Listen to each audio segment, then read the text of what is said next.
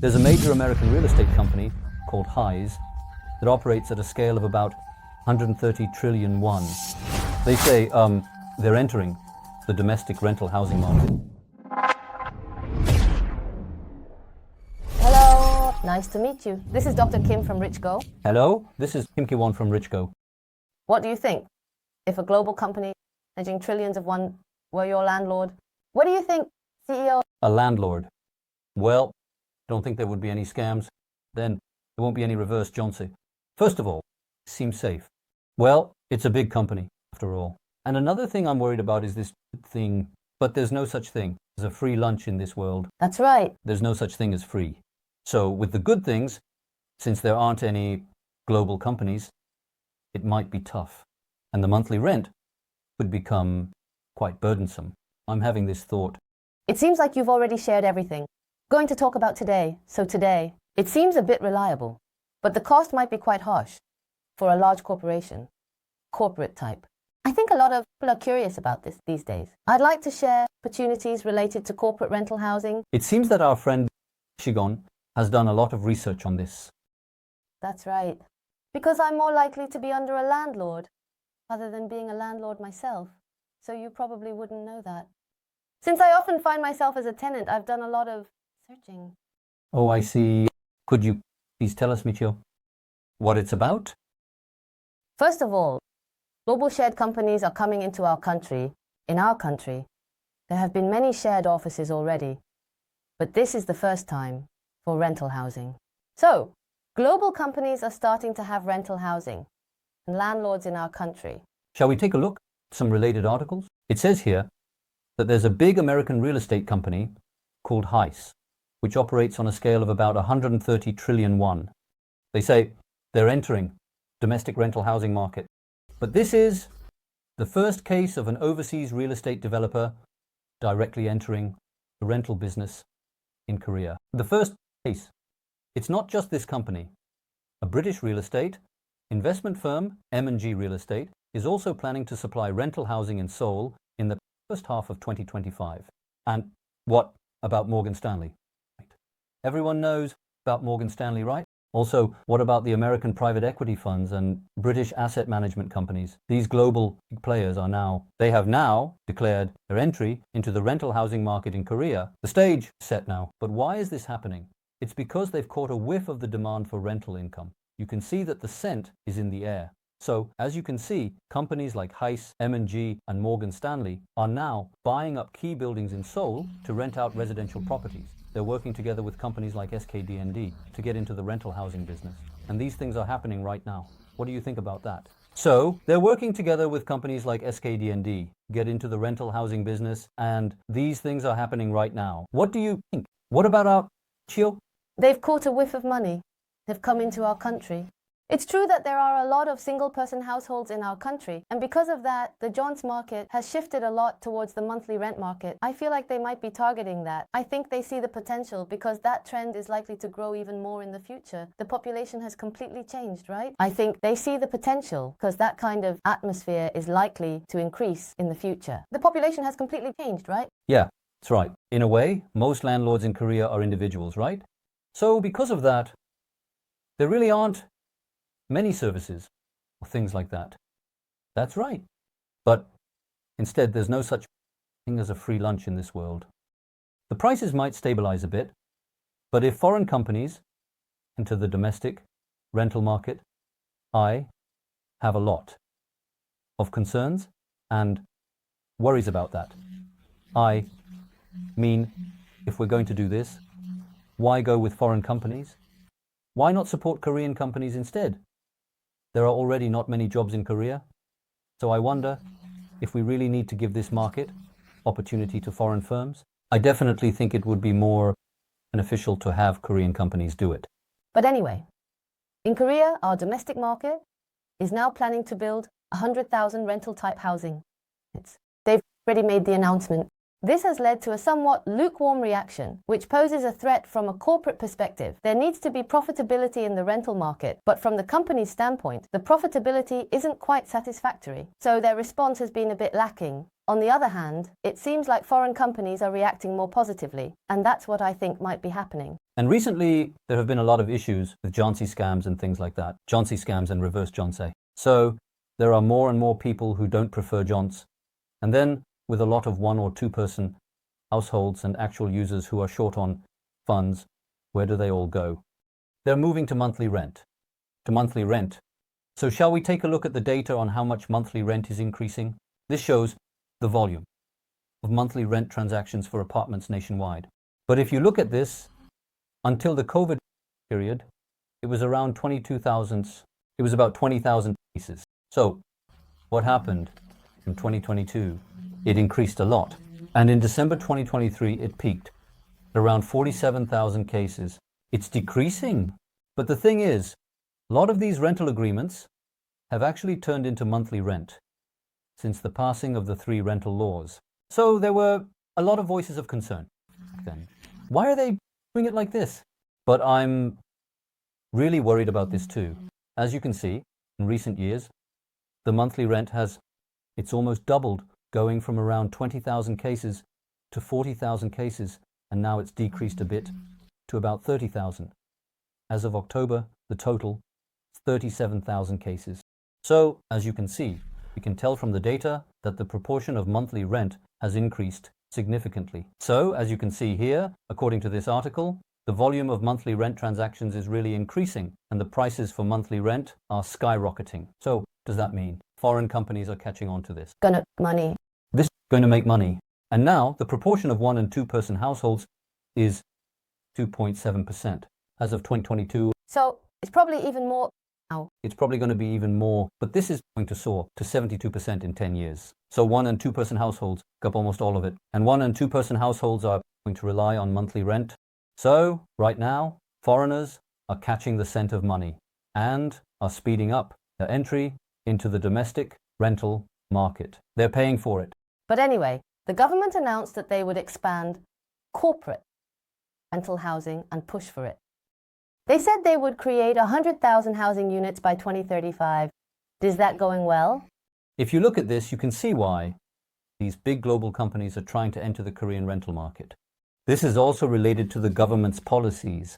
Korea doesn't have large-scale rental operations with expertise, loosen rent regulations, and offer tax benefits for companies with financial strength to join large-scale long-term rentals, not just short-term ones.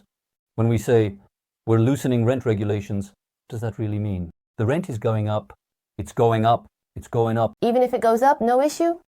So rent is going up. So take a look. On top of that, they also provide tax benefits. So let's think about it from the perspective of a rental company, shall we? If they loosen the rent regulations, do you think they'll charge less for rent? Do you think they'll charge less? They'll charge a lot, but they give tax benefits. So with the tax benefits, it's like killing 2 birds with 1 stone. Right. High profitability while paying less tax. Right. So what does this lead to? Global investment. Big shots have caught a whiff of it. Right now, hey, this is going to make money. I thought about that. So suddenly charging this much for rent at first. So gathered people and then spread the word widely. It's kind of like gaslighting. They're raising the rent. When they raise the rent, when there's nowhere else to go, it's just like gentrification. Oh, people have to keep living here because they have no other options. I'm a bit more worried about it later. I will... That's right. At first, they'll probably do it in a way to lure people in. That's right. But I think it's important for those in the government to create laws that prevent this from happening. Then, a bill for the institutionalization of corporate long-term rental housing has been proposed in the National Assembly. But isn't it giving too many excessive benefits? Because of these concerns, it might not be easy to get the opposition's agreement. There's talk about this right now, so this isn't 100% finalized yet, but the trend is moving in this direction. Anyway, the plan has just been announced. Yeah. So, reason is this. What's the big trend from the government? It's not about individuals being at the center anymore. Now it's about corporations being at the center. They're saying going to introduce these long-term private rental housing. That way, there won't be issues like reverse Johnser or Johnsy scams. So, by 2035, the government plans to supply 100,000 housing units, and the main reason is to ensure housing stability. So it's out there. There are so many people suffering from the instability of Johnsy scams that are based on individual transactions. There were so many. So we're going to replace this unstable rental market with corporate rentals. It's this kind of talk. It's a rental form where the corporation is the landlord. And it's a large-scale rental housing with more than 100 units in a complex, which must be rented out for at least 20 years. They've set a line of 20 years. And there are no restrictions on the types of housing that can be rented out. It seems like this will probably be carried out for a long term. So even though they say they've relaxed regulations and limits on monthly rent, it's not all that simple. From what I understand, the forms are a bit different. So there are basically three main types. So there are three types. The first is the autonomous type, second is the quasi-autonomous type, and the third is the supported type. So what about the autonomous type? As you said, autonomy. Autonomy about what? You can set the rent wherever you want. So as you can see here, rental is free. And you just need to follow the rules for signing up, for rental guarantees and reporting rental contracts. But what is it? You can set the price wherever you want, but in return, you won't receive any government support for that. The government won't support you, but you handle it yourself. Set the rent wherever you want. I will leave it to the market. Then, in the case of the quasi-autonomous type, what it means is that during the rental period, which is long-term for 20 years, the tenant can continuously exercise the right to request a lease renewal. They limit increases to within 5%. It seems like the most reasonable option. Yes, that's right. And we will provide interest loans for housing construction financing and local tax reduction benefits. So if you receive a lot of benefits, there will be that much regulation. If you don't want to receive benefits, then you can do whatever you want without any regulations. That's the gist of it. So the free rental, the strongest option. Set the rent wherever you want. Instead, there are no benefits. Set the quasi-autonomous rent to 5%. Limit it to 5%. You can exercise the right to request a lease renewal. Yes. So the benefits will be this. And third one is the support type. Just by hearing the words, it feels like you're getting support, right? So the initial rent is limited to 95% of the market price. Set the rent itself a bit lower than the market price. And there will also be an obligation to prioritize supply for those without housing. So you have quite a few regulations, right? So what do you get a lot of instead? Instead of having a lot of regulations, we will provide a lot of support. The support is significant, like fund contributions, loans, and discounts on public land. So choose one out of the three. That's how it is. So I think a lot of people will probably choose the second option over the third. That's right. Anyway, to receive support, you have to deal with some regulations. But the high-end market might be able to go a bit more freely. What money is there? So you can be free from rent regulations. So this is really long-term, right? That's right. Since it's been going on for a very long time, they're allowing participation from financial sectors like insurance companies that are suitable for long-term investments. And at the right time, you can transfer it to another operator. That's right. I'm going to stop this business and sell it to you. So they're also easing the transaction regulations. Then they made it so that the tenants can be given priority to buy REIT shares, allowing them share the profits with the tenants. So rent is going up, but I have these REIT shares. So I can also get those benefits. So the tenants won't have to worry about a large upfront payment. It's monthly rent, and there's no worry about forced moves or rental scams. It's been 20 years, so there's no reason to move. So can live very stably. And for young people, newlyweds, and seniors, their housing satisfaction will greatly increase through housing services, tailored to their diverse needs and professional assistance. This would be nice too. Yeah, that's good. What do you need? That's right, as long as you have money. Money is the problem, right?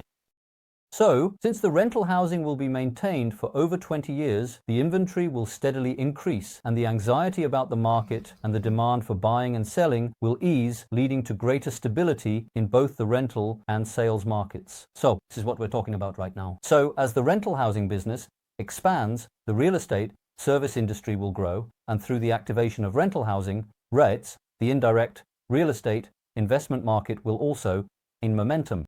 This is the outlook we're seeing right now. I kind of understand it to some extent. There are three types of corporate rental housing: autonomous, semi-autonomous, and supported. I am subject to regulation to the extent that I am subject to regulation. You can receive benefits, but on the flip side, if you don't want to deal with regulations, then you shouldn't expect to get those benefits. Can you break this down a bit more simply? There's actually a really clear table that lays it all out. First, you need to see that for REITs and other entities, they need to have more than 100 units, and it has to be for more than 20 years. So, we're going to significantly relax the rent regulations. There's a 1.2 times cap on rental housing floor area ratio, allowing insurance firms to invest. Exemptions include corporate tax surcharges, PF guarantee funds, and converting 10-year private rentals. Rental insurance is required, excluding corporate tax surcharges, establishing PF guarantee funds, and converting long-term private rentals. And if you look here, there are common points regarding whether it's autonomous, semi-autonomous, or supported, and there are rent regulation measures. The common requirement is that you need to sign up for rental insurance. Next, the obligation to report rental contracts, and these 2 points, common. And the initial right to request a contract renewal is 2 plus 2. It's all 2 plus right now. So, 4 years. So, if you look at the autonomous type, there's no right to request a contract renewal. There's no limit on rent increases. There's no overall rent regulation. When there's a change in tenants, there's no limit on rent increases at all. It's really free. It's really free. There's nothing at all. It's all about freedom. Semi-freedom comes down to just 2 things. The right to request a contract termination during the rental period. Next, we're going to limit the rent increase rate to within 5%. There are 2 options, and for the supported type, there's one more added here. They're saying they're going to regulate the initial rent. Initial rent, so make the initial rent a bit cheaper than the market rate. Let's start and increase it by 5%. So it works out like this. You can always buy it cheaper than the market price. I can always buy it at least 5% cheaper than the market price, even if I live here for 20 years. But there's something that doesn't apply to everyone, and that's if the tenant changes. So, is there a limit on the rent increase rate or not? No. Because the owner has changed. Oh, there is an owner. Because the tenant has changed, if the person living in the unit changes, the rent can be raised at their own discretion. There's a little trap hidden in that. After that, I have a supported type, and if there's one more, it's the original type. There's a little trap hidden here where they can raise it however they want. Next, I have a supported type, and if there's one more, it's the original type. Let's hear what we're going to do with the original type. What do you want to do? The original type. What are you going to do for me? What should I do? Limit on rent increase rate when the tenant changes. Are you removing the limit, making that circle? Should we limit that too? Then an original type like this. So, how much are you going to borrow? Do I need to get 99%? Based on Richgo's data, I'll also think about the original type after the supported type, which helps many people save on their rent. Got it. Original type. But this long-term type, corporate type, and long-term rental housing felt a bit unfamiliar to me. I knew about it, but there were already corporate rental houses before. Right, that's right. It's called New Stay. Yes, New Stay. But I want to know the difference between New Stay and the new corporate long-term rental housing you just mentioned. Didn't we have corporate long-term rental housing before? Isn't it the same thing? So if you look at it, aside from the 8-year mandatory rental period and the 5% limit on rent increases, all other regulations have been lifted. Why? We're doing this to encourage the participation of supply companies in the Rich method. So, because there are various restrictions and regulations, companies were participating on a small scale. So we've lifted all of this now. So aside from the 8-year mandatory rental period and the 5% limit on rent increases, we've lifted all the other regulations. And in the case of New Stay, the issue was that they provided various support to companies while not imposing rent regulations. And that's when the controversy over high rental prices arose. As a result, they struggled to recruit tenants, and there were even cases of contracts being cancelled midway. In the end, it became a case, controversy that failed. That's right. And during the Moon Jae-in administration, he changed the name of public support for private rental housing. It's really confusing. They keep changing the name. And then he started to strengthen the regulation. They're making rental period 10 years and capping rent at 95% market rate. So, companies make money from this in the market or not? It's not profitable, so couldn't do it. But this time, it's going to be autonomous and semi-autonomous so that they can choose support type. Is it the support type? 4 options. There are 4 options. Types: autonomous, semi-autonomous, support. The current corporate long-term rental housing is, in a way, a bit of a mix. So there are three types: autonomous, semi-autonomous, and supported. More rental rules now mean they're building a business model that differentiates rental price regulations and government support. So the more regulations they face, the more support the government provides. In the past, there were just a lot of regulations, but now there's also support involved, which is a bit different. And while the government is easing regulations, the profits that can be made from rental businesses are extremely limited. They have to set rents lower than the market rate, and on top of that, there are costs for maintenance and other expenses. And while the government is easing regulations, profits that can be made from rental businesses are extremely limited. They have to set rents lower than the market rate, and on top of that, there's the burden of maintenance costs. That's right. And because of the 20-year mandatory rental period, funds can be tied up. From the company's perspective, having funds tied up for 20 years seems like a significant challenge. But since this is a RITS method, there is a possibility that a tenant may buy the RITS in the middle, and so on. And now, more than anything, I think that way. The market situation is very unstable, and there's a high possibility that another shock could hit us all at once. And I think the reason foreigners are interested is that the exchange rate keeps going up, right? From the perspective of foreigners, if in the past, with $1 million, they could buy about 100 houses, now with the exchange rate going up, it's not 100 houses anymore, but 120 or 130. So everyone remember this well? If we remember, from Friday, the exchange rate went up and housing prices plummeted. From the perspective of foreigners, when the exchange rate goes up, if they convert their dollars into Korean won and buy real estate, it's like getting a huge bonus. Yes, they probably do this. Foreigners, so I think that in 2025, there will be a lot of interest in the Korean real estate market. So if you can buy assets really cheap, you could potentially get monthly rent from them.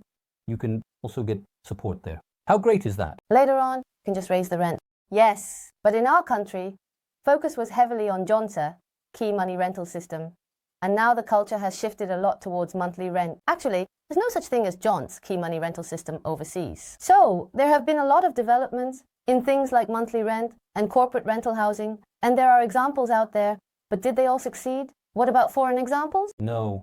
It seems like after doing some research, that's not the case. As you can see here, there are side effects to this. So the BTR, build to rent, in the Anglo-American context is somewhat similar. So, as you can see here, as the number of rental houses owned by companies increased, the overall supply of rental housing actually decreased. And at the same time, personal home ownership has also decreased. And what else is there? Instead of stabilizing housing, raising rents and increasing evictions, companies are actually threatening it. This is actually what we were most worried about. And what else is there? We have a landlord. Then at least I can know the landlord's contact information and argue about it, right? But what if Morgan Stanley is the landlord? Aren't they going to give me the contact information? Where do I send it? They must have a contact, right? They must have staff, right? But not the actual owner, right? I'm dealing with the staff, not the actual owner, the staff. So the issue of faceless landlords arises. So these aspects are actually quite concerning. I really hope that when the government rolls out these kinds of policies, they thoroughly research the potential side effects from abroad, and I wish they would come up with ways to minimize these side effects. These are really concerning aspects. So I really hope that when the government rolls out these kinds of policies, they thoroughly research the potential side effects from abroad, and I wish they would come up with ways to minimize these side effects. I'm concerned about the government's real estate policies. They mean well, but often lead to negative outcomes. A prime example is the JONS loan. It's too easy to get, driving up JONS and sale prices, making everything expensive. It's crucial for officials to anticipate side effects when implementing policies and find ways to minimize them. They made it way too easy to get JONS loans, which caused JONSy prices to rise, and that pushed up the sale prices too. This was the side effect we were trying to avoid. So I really hope that government officials will definitely check what kind of side effects might arise when they implement policies, and it would be great if they could come up with ways to minimize those side effects. Because after hearing what you said, these are definitely side effects that we could have predicted. That's right. I don't think they didn't think about these things. It's frustrating that they don't talk about alternative solutions for that. That's right. I just thought, would it really be better if my landlord were a big corporation? Yeah, that's right. You seemed to like it a moment ago. I like safety and all that. But as we talk, I realized that there could actually be some risky elements. That's right. There's no such thing as a free lunch. It just suddenly came to my mind, if you put a frog in warm water and then gradually heat it up, the frog will die, right? Am I going to turn into a frog? I have thought that could happen. So, since this is a private rental company, it must cost a lot to operate. And these costs will be passed on to the rent. Of course, since it gives me peace of mind, I can pay a bit more for that. But basically, if John C. disappears and most people end up relying on corporate rentals, I think there's a pretty high possibility that rent will keep rising, especially with inflation on top of that. So, at first, as you mentioned earlier, they might try to lure you in with lower prices, but over time, the rent could really go up, and that could become a huge burden for consumers. This could be a time when that happens, and if it does, house prices could go up again, because rent is going up. So I know there are a lot of policies that you all are thinking about and working hard on, but I really hope you can minimize at least these side effects. yes.